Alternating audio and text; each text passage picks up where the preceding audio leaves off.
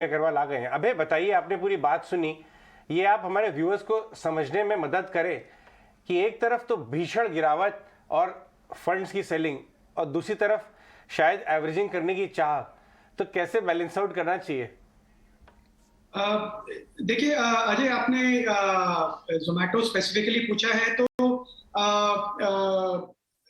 जोमेटो में एक सबसे बड़ा कारण तो आपने देख ही लिया कि आज जो उनका लॉक इन खुला, उसकी वजह से वॉल्यूम, सेलिंग वॉल्यूम बहुत ज्यादा है जिसको बाजार अब्सॉर्ब नहीं कर पा रहा है।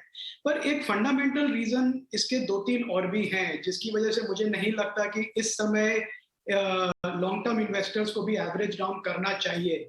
और वो सबसे बड़ा रीजन ये है कि जो एक पाथ टू प्रॉफिटेबिलिटी जो गाइड कर रही थी कंपनी कि अगले साल तक 23 एंड तक हो जाएगा प्रॉफिटेबल क्योंकि कंट्रीब्यूशन नंबर इंप्रूव हो रहा है, वो ब्लिंकिट के एक्विजिशन की वजह से काफी इन्फिनिटली डिले हो गया है।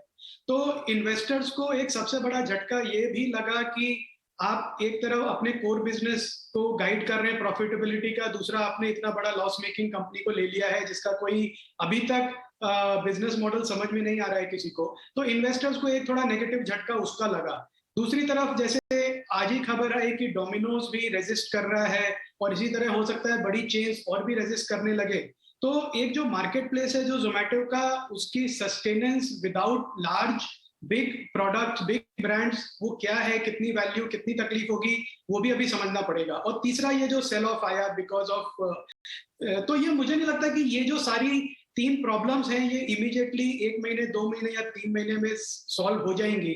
तो और या फिर कोई बहुत बड़ी बाइंग इमर्ज हो जाएगी मार्केट रिकवर करने पे भी। तो मेरी सलाह यही रहेगी इन्वेस्टर्स को कि वेट एंड वॉच मोड में रहें। लंबे समय की स्टोरी है तो आपको मौका जरूर मिलेगा इसको ठीक टाइम पे लेने का। ये टाइम शायद ठीक नहीं है। ओके, तो चलिए 3-4 फैक्टर्स तो यहाँ पर अभी बिल्कुल नजर आ रहे हैं जिसके चलते यहाँ पर फिलहाल इस स्टॉक में एक इम्पैक्ट आता हुआ नजर आ रहा है। लेकिन ऐसे में एक फैक्टर जो एंकर लॉक इन की अब हम बात कर रहे हैं, ऑफ कोर्स उसे एज अ नेगेटिव तो नहीं कहा जा सकता क्योंकि it was one of an event जो कि होना था, जो हो चुका है। ऑफ कोर्स ये जो डिलीवरी प्लेटफॉर्म से कह सकते हैं निकलना या डिलीवरी प्लेटफॉर्म या जुबिलेंट फूड का एक्सपोजर थोड़ा कम करना, एक कंसर्न बिल्टअप होती हुई दिख सकती है। लेकिन सवाल ये भी है कि पोजिशनल बेसिस पर जो लोगों के हाथ में शेयर्स हैं उन्हें फिर किस तरह का नजरिया अपनाना चाहिए, या फिर कोई अगर जोमेटो के स्टॉक को वॉट आउट कर रहे हैं तो फिर उन्हें किन लेवल्स पर या क्या समझना चाहिए, किन स्तरों पर इनमें एंट्री लेने के बारे में सोचा जाए?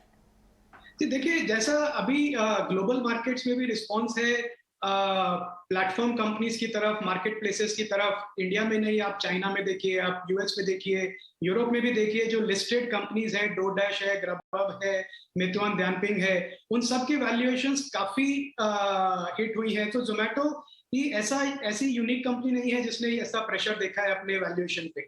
तो जब तक, मुझे नहीं लगता कि जब तक कंपनी आके क्लियरली कम्युनिकेट करेगी कि उनका पाथ टू प्रॉफिटेबिलिटी क्या है और क्या इन्वेस्टर को एक्सपेक्ट करना चाहिए प्रॉफिटेबिलिटी की तरफ, मुझे नहीं लगता तब तक इस स्टॉक का बॉटम बनेगा।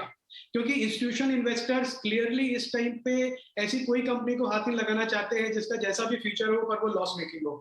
तो इस हिसाब से मुझे लगता है कि इन्वेस्टर्स को थोड़ा वेट एंड वॉच मोड में रहना चाहिए। जिनके पास है वो रखे रहे, पर नई पोजीशन बनाने के लिए आई वुड सजेस्ट कि थोड़ा वेट करें। राइट, ऑल राइट अभय, बहुत शुक्रिया आज हमसे बात करने के लिए। जोमेटो पर आपको जल्दी वापस हम लेके आएंगे वन ऑफ दीज डेज और लंबी बात करेंगे बाजार पे। होप आपका पोर्टफोलियो शानदार चल रहा होगा हमेशा की तरह। Thank you. अभय अग्रवाल, पाइपर सेरेका के में समझा रहे थे कि जो टेम्पटेशन हो रही है इस समय बहुत सारे इन्वेस्टर्स की कि क्या मैं 50 रुपए के नीचे चला गया है, क्या मैं इसको खरीदूं? अभी वो 50 रुपए किलो इस समय टमाटर भी नहीं आ रहा है। तो कहीं इससे अट्रैक्ट होकर अगर आप आए तो इन फैक्टर्स का ध्यान रखें। टमाटो के प्राइस में जोमेटो कहीं ये ऐसा नहीं हो जाए।